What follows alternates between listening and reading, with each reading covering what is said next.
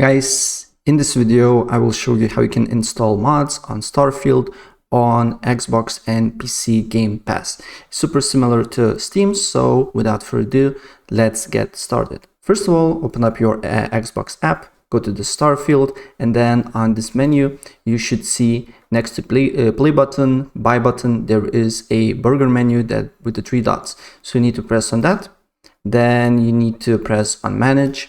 Then you need to go to files, then you need to press browse here, then you need to select on the new folder Starfield, content, and here what you need to do here is to create a new folder here that is mods, and then you just need to follow instructions how you can install mods.